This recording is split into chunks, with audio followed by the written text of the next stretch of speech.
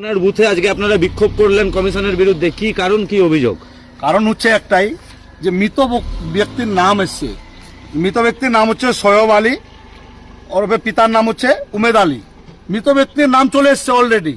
যারা জীবিত আছে, যেমন জীবিত আছে আপনি ধরেন এদিকে নমিতা দাস, স্বামীর নাম যতীন দাস, আর এদের নাম বাদ গেছে। এবার হিয়ারিং এ এখানে তিনজন, ওনার দুটা ছেলেকে ডেকেছিল, তপু দাস এবং যতীন দাস, খকন দাস এবং দুটা ছেলেকে ডেকেছিল। এই তিনজন হিয়ারিং এ নমিতা দাস, খকন দাস, তপু দাসের নাম এসছে, আর দুজনের ডিলিট করেছে, নমিতা দাস এবং খকন দাস। এরা যোগ্য ভোটার, এরা যোগ্য ভোটার, এখানকার স্থানীয়।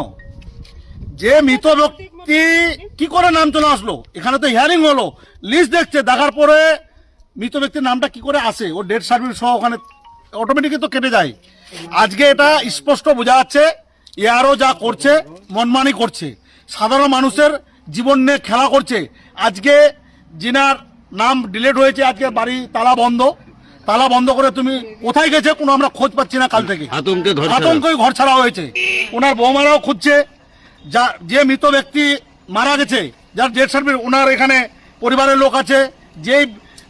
যে ব্যক্তির ভোট ডিলিট হয়েছে, ওর পরিবারের লোক এখানে আছে।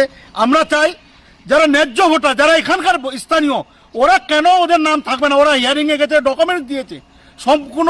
যখন তপুদাসের নাম আসলো, তাহলে এখানে ওর মার নামটা কি করে আসলো না? এটা একটা প্রশ্ন। এদের কি হিয়ারিং হয়েছিল? এদের হিয়ারিং হয়েছিল, তপু দাস, নমিতা দাস এবং খগন দাস, তিনজনেরই হিয়ারিং হয়েছে। কি করে তাহলে একজনের নাম আসলো আর দুজনের নাম আসলো না? ছেলের নাম আসলো, বড় ছেলে, ছোট ছেলে আসলো না, মায়ের আসলো না। তাহলে মায়ের আগে কি ছেলে চলে এসছিল? তাহলে কি এটা কি গাফিলতি সম্পূর্ণ? একদম গাফিলতি। আরো এটা মনমানি করছে সাধারণ মানুষ। ইলেকশন কমিশনার এটাকে খেল খেলছে। এই খেল মানুষ মেনে নেবে না। কত ভোটার এখনো বিবেচনাধীন আছে? আমার এখানে ভোটার টোটাল সংখ্যা হচ্ছে 1300, আর এখানে 500 প্রায় 55 ভোটার বিচারাধীন আছে। আজকে বলেন তো, ওদের সম্পূর্ণ নথি দেওয়া সত্ত্বেও যাদের নাম ছিল 2002 সালে, ওদের ওই রকম ভোটার এখনো 55, 60, 70, 80 বছরের ওদের নাম এখন বিচারাধীনে আছে। ওনার নাম? আপনার নাম?